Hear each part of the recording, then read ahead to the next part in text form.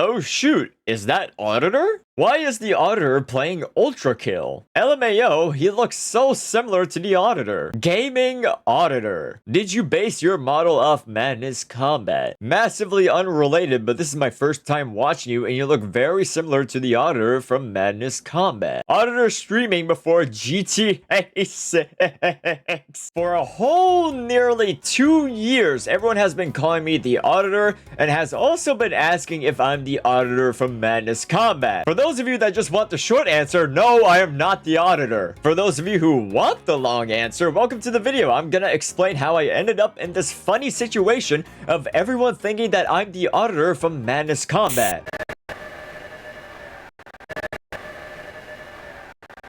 So I made a video on this beforehand, but this time we're gonna go a lot more in depth with how my character known as Mono has a lot of similarities to the character the Auditor from Madness Combat. I did make a video on this topic beforehand, but we are gonna go much more in depth this time with the history of Mono's development. So let's get to it. So there I was in school. Yep, that's me. And since I was a toddler with unfortunate ADHD, I drew a character named Mono. Now around this time I was at least 10 years old or somewhere around there. And at that time I was really big into the whole creepypasta fandom. Now if you're a new generation person who probably watches stuff like Glitch Productions or mental illness things, you probably haven't heard of creepypasta, or maybe you heard whispers about it. But basically creepypasta was one of those internet fandoms that popped off thanks to Slender Man, and it gained a lot of attention for those who were on YouTube 24/7 like me back in the early 2010s. Now unlike the things you hear of today that just come from original shows or animations, creepypasta came from just simple internet stories from whatever website for people to read,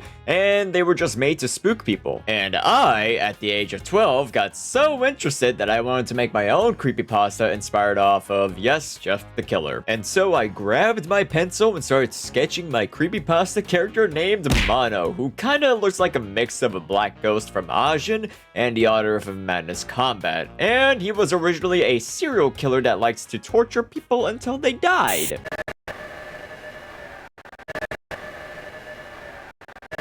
So creepypasta Mono never really had a story. He was just a straight up serial killer that was sadistic and a lunatic with no backstory. Because, well, I'd be surprised if I knew how to write stories at the age of 12. And I figured that creepypasta Mono was absolute shit, so I just threw him in the trash, and then that was the end of Mono.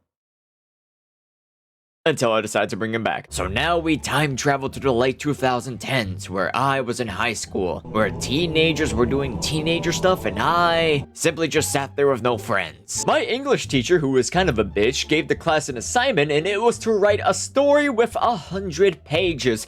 And I thought this woman was demanding too much for a goddamn 16-year-old. Now as I sat there imagining the countless ways I could turn this around, I suddenly locked in with an idea to show how much I despised my teacher with this project. And that's where I grabbed Mono from the trash and brought him back to life, where this time I don't introduce him as a creepypasta, but instead introduce him as an SCP. Now I'm not here to give you guys an entire history lesson on SCP, but if you guys don't know, SCP originally came from creepypasta that then suddenly sprung into its own massive universe of questionable things. And then I began writing Mono as SCP-0001, where Mono's whole new appearance and design was inspired off the Scarlet King. And so I decided to write a whole 5 chapters involving at least 400 or more pages of Mono, and then I slapped it on my teacher's desk and said, "Eat it, bitch," and fucking laughed. She gave me a fucking B. Some things I wanted to point out though was that Mono's design was not only based off the Scarlet King, but it was also based off of Wolf from Payday and Blitzwing from Transformers, which explains the suit and the face, and as for the halo, it was meant to signify the Scarlet King's crown. Then after that, I began being more invested into SCP to where I attempted to make Mono an official SCP containing at least 114 chapters or more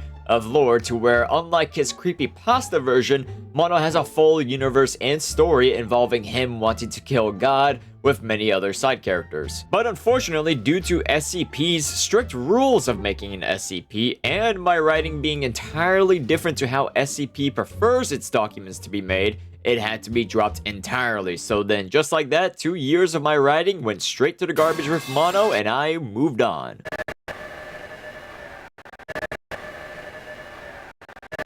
2022. I wanted to be a content creator. Worst dream for your child, by the way. I wanted to make content in a unique way and not rely on the shitty brain rot you see today. And since I also wanted to do stuff I also enjoy, like gaming, writing lore, and hanging out with people who have cultured taste, I saw VTubing as that space where not only can I make content in a more unique way, but where I can also thrive with my creativity and meet others, hopefully, along the way. However, to be a VTuber, you need a character, and I knew just who to bring for that. Yup, I reached into the garbage for the second time and I brought Mono back. Again.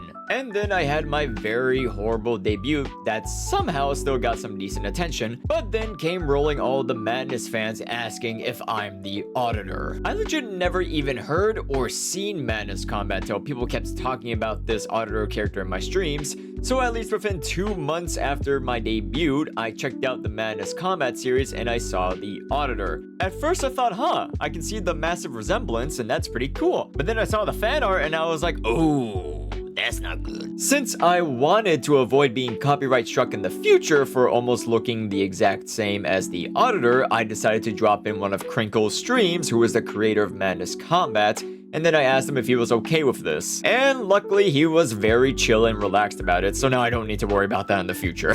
But still, even as of today, people still refer to me as the Auditor from Madness Combat, and it got to the point where I kind of just accepted it and said, yeah, I'm the Auditor. And then I got to know the Madness fandom a bit. They're a little unhinged, but also a really chill community. And they also helped explain to me what Madness Combat was about and who the Auditor was as I watched the series. I actually ended up being so invested in Madness Combat that I even got the game, and it was literally by far one of the most fun games I've ever literally played. So yeah, there you guys have it. The in-depth story of how I accidentally appeared to be the Auditor. I've been VTubing for over a year and a half now, and at this point I just accepted the fact that I'm the Auditor to the Madness fandom and I'm just Mono to my Monoverse fandom. And also, yes, hi, FlushTuber reveal. Despite me being a character to you guys and whatnot, don't forget I am simply just a guy that enjoys making content, I enjoy playing games, and I enjoy writing stories. And that'll be all for this video. Thank you, Bloody Buddies and Madness fans, so much for watching. And I'll be seeing you guys in my streams. Just follow me on Twitch yet? You better follow me on Twitch. You can join us on our fun shenanigans. You better follow me on Twitch. I'll be seeing you, Bloody Buddies, in the next one.